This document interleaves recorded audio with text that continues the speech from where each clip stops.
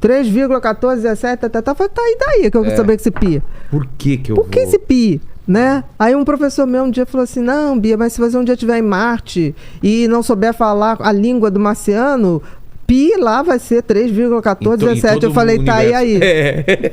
Tá, e aí? Qual a chance, né? Entendeu? Falou, Elon Musk. Hoje, eu já, por exemplo, hoje eu vejo geometria e me encanto. Porque quando você vê geometria, você vê a natureza desenhada. De alguma maneira, eu chamo Deus do designer do universo. O cara é um puta designer. Exato. Aí você vai ver uma flor, você vê literalmente, quando a flor se abre, tem exatamente um clitóris e uma vagina. Isso é geometria. É um pensamento usado em vários formatos, com várias funções. É como se, não sei como, o criador de tudo, ele tem um desenho básico. Entendi. E as formas geométricas dizem tudo. Eu detestava a geometria, hoje eu adoro. Hoje eu olho tudo e falo, gente, isso aqui é igual aquilo ali, que é igual esse padrão se repete. Existem padrões. Por exemplo, aquele padrão do... que é o... Como chama? Que tem não é no vulcão, é no... Sei, várias plantas seguem isso. Dá uma olhada aí. É sempre esse movimento rotatório. Quando faz isso, um vulcão, ou não é vulcão, é aqueles coisinhas que rodam. Redemoinho. Será que é o Fibonacci? Fibonacci. Fibonacci é de frigorífico. Fibonacci. Então, assim, quando você vai ver, que repete, tem uma lógica. Cara, tem uma lógica. Aí você entende por que aquelas civilizações no Egito, como é que faziam aquelas troços lá, cara? Não tem muita Eles tiveram acesso a conhecimentos. É claro, destruíram tudo, né? O Talibã chegou no Iraque e arrebentou com a história da humanidade. Né? É tão pecaminoso isso. E a coisa mais interessante no ser humano, que o ser humano é o único animal que mata o seu próprio dentro da espécie. Um leão mata outro por uma disputa de território ou por uma questão lá. Mas assim, nós matamos por prazer. Nós matamos... Nenhum animal mata por prazer. Prazer, não. Mata ou por disputa de território ou por fome. Por exemplo, um leão, um tigre, ele vai matar um veado, né? Porque ele tá com fome, ele tem que comer. Ele não chega tipo assim, eu vou ferrar com ele. Tava cancelando uma onça, coitada, porque ela tava comendo um outro animal. Cancelando uma onça. Gente, ele faz aquilo por instinto. Não é mal ou bom, né? Não, é uma necessidade. Como o urso também, ele tem que comer muito, porque ele hiberna não sei quantos meses. Então ele vai pegar a foca, sabe? Não é por maldade. Nós não. A gente pode destruir a humanidade, os outros homens, mas também somos os únicos que podemos salvar. Olha que loucura. Os animais em extinção. Inclusive nós. Por exemplo, o mesmo homem que mata é o mesmo homem que pode salvar. Resgata, Exato. Isso é uma loucura. Então, assim, quem vai dominar o mundo? Quem dominar a mente. Agora, pro bem ou pro mal? Exato. Né? Que tudo isso... Não, porque a gente, esse lance de dominar a mente é muito real o que você tá falando, né? Tá cada vez mais difícil ter foco, tá cada vez mais difícil de você entender que sua vida é boa e não ruim, porque os estímulos são tantos que você não consegue mais... Tá, eu tô feliz ou triste hoje? Às vezes você tem que falar, eu tô bem. Não é? Exatamente. Você fica confuso, fala, não, hoje eu tô bem, por que eu tô com essa...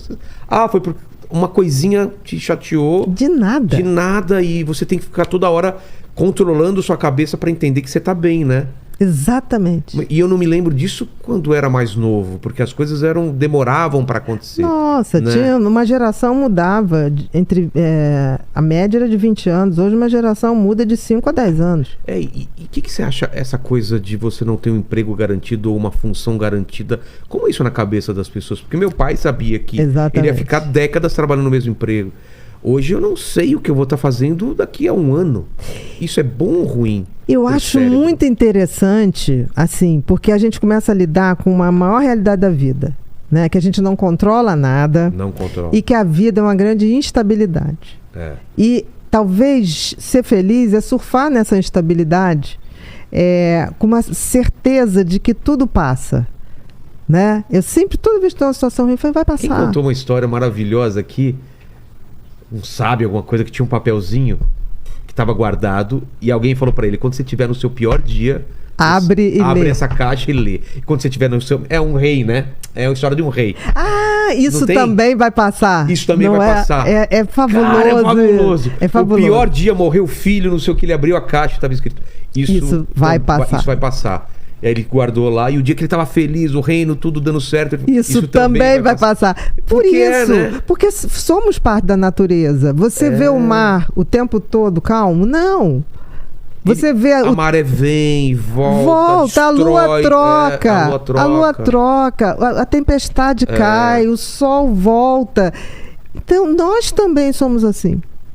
Apesar da gente achar, não, dominamos a natureza e nada Então acontecerá. é o controle da cabeça de entender Isso. Que a gente é parte dessa natureza. Se a gente é parte, vai acontecer maré alta, maré baixa.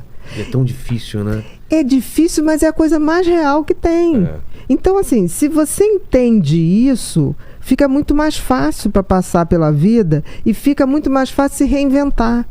Mas pra gente que é mais velho, é muito fácil. Agora, pra um adolescente, pra ele qualquer coisa é a pior coisa do mundo, né? Eu lembro quando eu era adolescente, era aquele sofrimento. Hoje ainda acho que é pior, porque os adolescentes hoje estão num padrão, mas eles têm que alcançar... é um sarrafo muito alto. Antes você competia com É um sarrafo com 40 muito pessoas. alto. Hoje em dia você está competindo com o mundo inteiro. Não, e a mentalidade, assim, o meu amigo da escola é meu inimigo no processo competitivo. E, na realidade, o boom humano, assim, de evolução foi quando a gente colaborou uns com os outros. A vacina! A gente não a vacina do eu lembro Covid. assim, quando eu era moleque, a gente não se via como competidor. Era tudo uma mesma turma, tava todo mundo junto, para bem e para mal. Hoje não, hoje você tem os grupinhos, né? Você tem aquele grupo popular, tem o popular, tem o dos nerds, tem o dos esquisitos.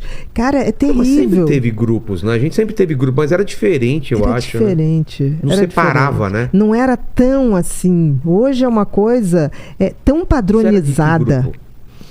Eu era do grupo médio. Por exemplo, eu tinha assim umas nerds, 5 amigas, que a gente era mais pra nerd. CDF, mas, né? mas a gente se dava com todo mundo. Então, mas por outro lado, eu era do grupo do pessoal que jogava bola, do pessoal que se enturmava, porque jogava bola. E ao mesmo tempo era o cara que era o nerd que estudava.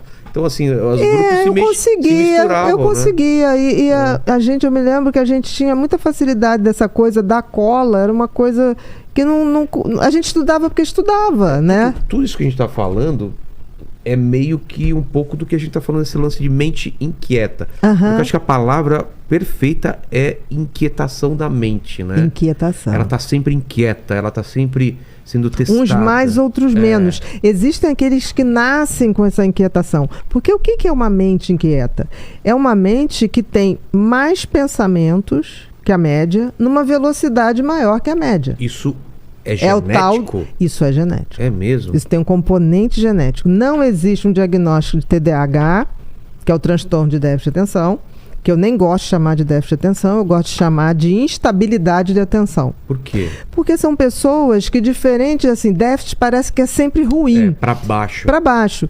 E essas pessoas não, essas pessoas como nascem com o lobo frontal, que é o grande maestro da orquestra cérebro, que coordena a quantidade de pensamento que eu tenho, na velocidade de pensamento que eu tenho, ele nasce funcionando menos. É como se fosse um carro que veio com a pastilha de freio um pouco desgastada. O que acontece com uma pessoa assim?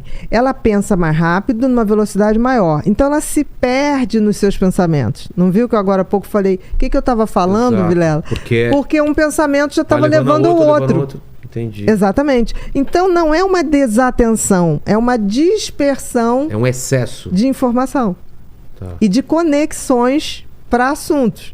Então, por exemplo, eu sou uma pessoa que se eu não anoto as minhas ideias, se É perdem. como, vamos fazer uma analogia com navegar na internet. É como se abrisse várias janelas ao mesmo tempo de vários sites. E Isso. quando você fala, cara, o que eu tava pesquisando mesmo? Isso. Você começa a ver um assunto que te leva a outro, aí você vai ver o mapa da cidade, aí